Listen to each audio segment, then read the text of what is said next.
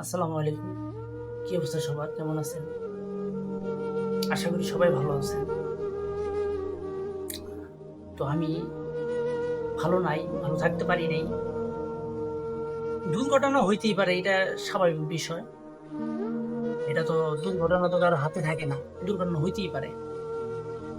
কিন্তু মানে মানে ফেসবুকে দেখতেছি তো মানে এই যে লাশ গুলা যে পুইরা একদম ছাই হয়ে গেছে, মানে কয়লা হয়ে গেছে। তো আমরা যেরকম মানুষ, প্রশাসন তারাও তো মানুষ, তাই না?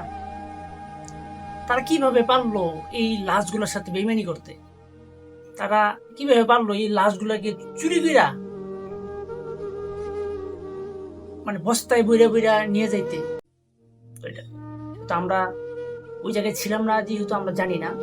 তো ছাত্র ভাইরা বলতেছে, তো ছাত্র ভাইরা তো এই জায়গায় মিথ্যা কথা বলবে না, কখনোই বলবে না। কারণ তাদের বন্ধু বান্ধব, তাদের সহযোদ্ধা, তারা একসাথে লেখাপড়া করে, তাদের মানে তারা ওই জায়গায় ছিল, তো তারা ওই জায়গা থেকেও বাইসে আসছে, তাদের কাছের বন্ধু বান্ধব মারা গেছে, তারা তো ওই জায়গা থেকে মিথ্যা কথা বলবে না। তো ওই যে বিভিন্ন টিভি চ্যানেলগুলা কি করতেছে, ভুয়া নিউজ করতেছে। তো আমরা সাধারণত বিপদে পড়লে কার কাছে যাব? অবশ্যই পুলিশ প্রশাসন, সেনাবাহিনী, তাদের কাছে যাব। আমরা আশা করব যে সাংবাদিকরা যেন ভালো নিউজ করে।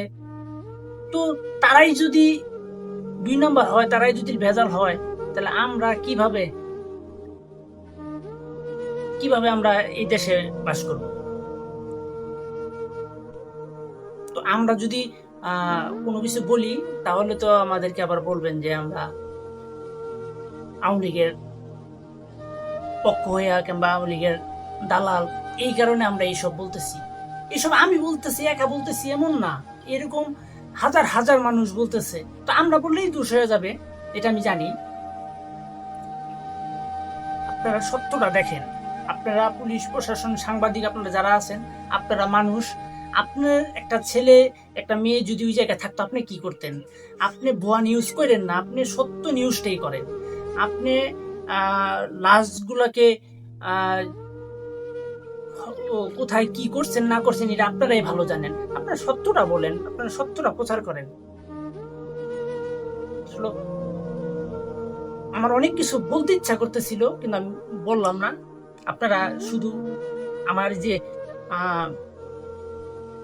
মানে মানে এই যে ভিডিওটা আমি আপনাদেরকে দেখাইলাম, মানে এই ভিডিওটা প্রথমে আপনাদেরকে দেখাইলাম, ভিডিওটা মানে দেখে মানে একটা মানুষ সুস্থ থাকতে পারে না। একটা যত ইয়া মানুষই হোক, এটা কঠিন মানুষই হোক, এটা দেখলে সবার মন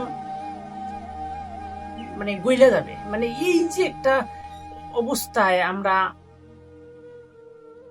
ছোট ছোট বাচ্চা, একদম মাসুম বাচ্চা, তাদের তো কোনো দোষ নাই, তারা একটা অ্যাক্সিডেন্ট হয়েছে, এটাও আমরা মানলাম। কিন্তু আপনারা এটা ভুয়া নিউজ করতেছেন কেন?